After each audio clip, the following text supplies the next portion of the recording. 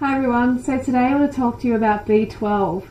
It's a very controversial subject and it always comes up when you say you're a vegan. And the thing that sort of gets me is when people say, oh, I had to go back to eating animals because I was B12 deficient. And it's like, well, did veganism give you that B12 deficiency, or did you already have the deficiency? We need to have a test from when the individual was eating meat to when they were eating vegan, so then we can make comparisons. But not one individual has been able to show me these comparisons, because the thing is, when you say you're a vegan, doctors jump on you straight away with a B12 test. But if you say you eat meat, then a B12 test doesn't even come into it.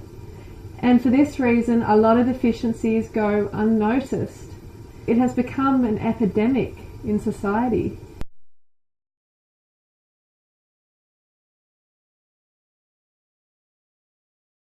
So vitamin B12 is a water-soluble vitamin. It's a bacterium found in soil, and it's essential for the formation of red blood cells and in the health of our nerve tissue. So it's a very important vitamin. B12 is unique because it has a trace mineral, cobalt, and hence the scientific name cobalamin. And cobalt is found in the soil. And if the soil is deficient, which a lot of our soil today is from modern farming methods, then there is no B12. Without cobalt, you cannot create B12. This is something which I'll talk about a bit later. Contrary to popular meat and dairy industry propaganda and well-meaning doctors, eating meat does not protect you from B12 deficiency. Eating meat, seafood, dairy and eggs does not at all protect you from B12 deficiency.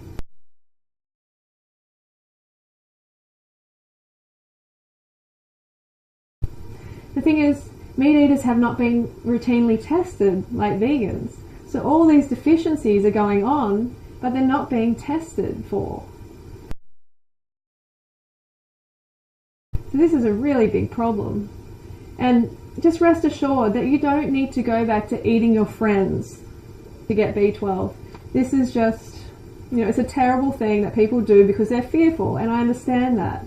But we need to educate ourselves on why we are B12 deficient before we go and make the biggest mistake of our lives and ruin the lives of innocent animals. A recent Tufts University study in Boston actually found that 39% of Americans are B12 deficient, and most of the people in the study had a low level of B12. The cutoff in other parts of the world is much higher than it is in America. So if those people were tested in another country, they would all be deficient. There's another study, a Framingham study, that found that between the ages of 26 and 83, the people who were tested 40% of them came up with a B12 deficiency.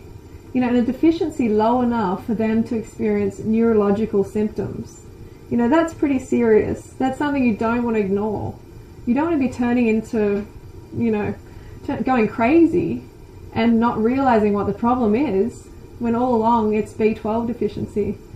And sometimes to the nerve tissue, to nerve cells, the damage can be irreversible. So I hear a few objections. Some of you are saying, oh, but those tests were done on sad eaters, on people eating a standard American diet, or people eating lots of processed food. Okay, this is not helping the situation, but this is not the reason.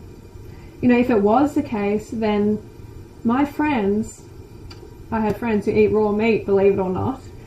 Yeah, we have some problems there, and it's disgusting, and I'm rarely around it, but that's another case. But anyway, they have B12 deficiencies themselves. And one of my friends in particular, who's been eating raw meat for the raw organic, meat and dairy products for the past 10 years or so, actually showed me his B12 tests the other day, and he had 220, which is very low. The cutoff in Japan is 500.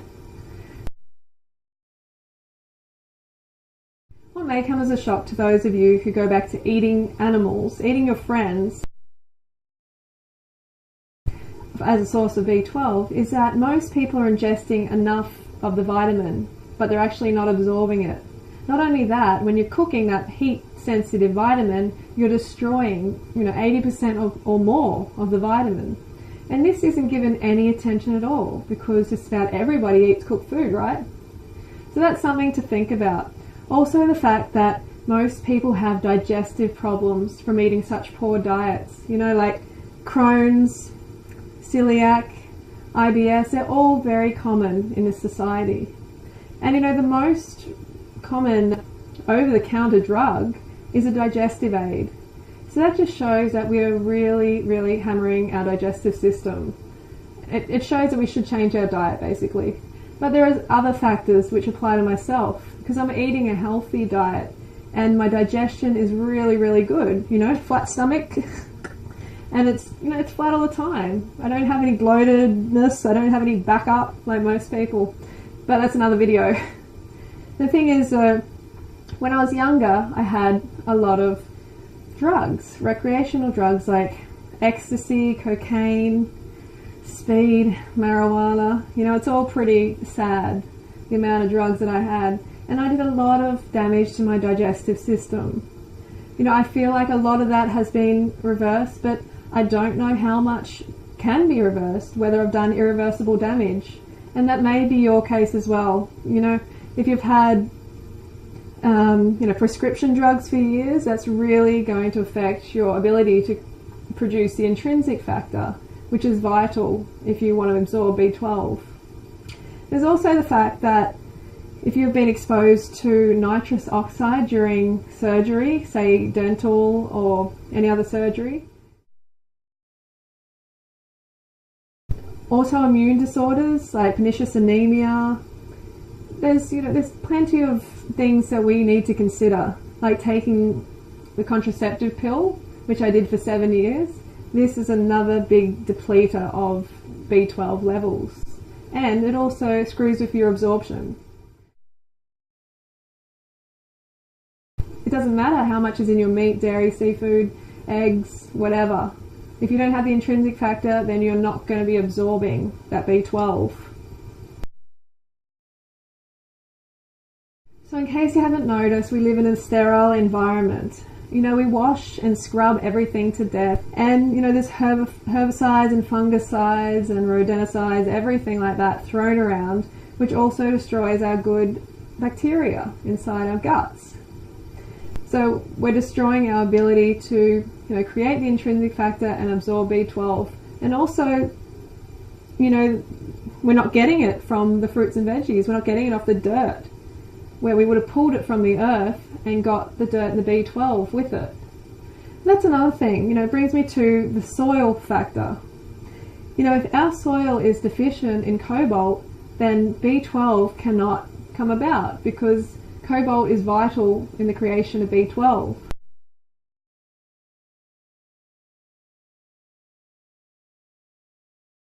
And about 60% of our soil has been depleted of cobalt due to modern farming methods like meat and dairy industry is famous for.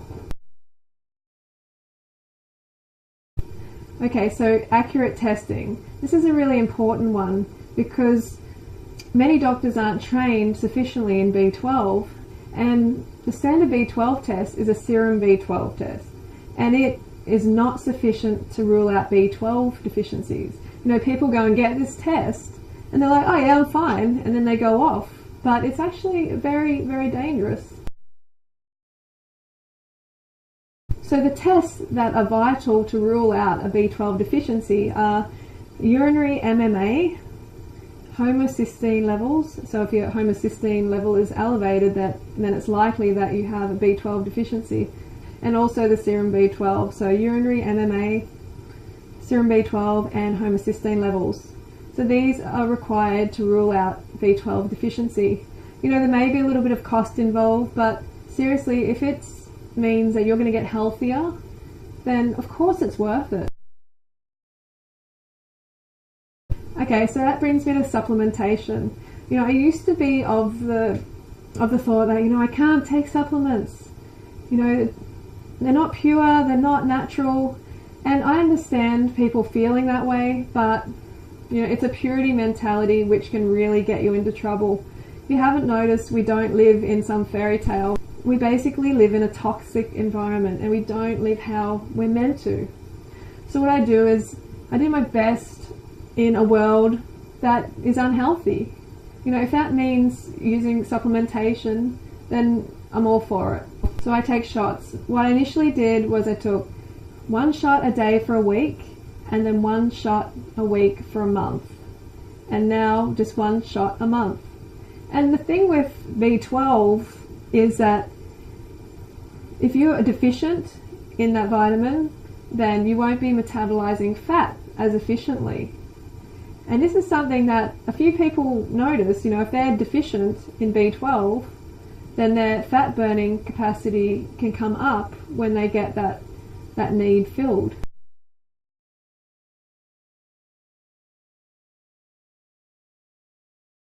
So there's 2 types that I would recommend, and that's a sublingual, which goes under the tongue, or a shot, which is generally done into the intramuscular, into the shoulder. So just to finish, I recommend that you get your B12 levels tested, the urinary MMA, homocysteine levels, and serum B12 to be more accurate, or, to rule out a B12 deficiency. Remember, meat will not give you B12. It's not going to just all of a sudden you eat the meat and your B12 levels go up. It doesn't work like that. There's a lot between that ingestion and the absorption, which I've already discussed. So rewind if you missed that bit. Alright, well, I'll talk to you later.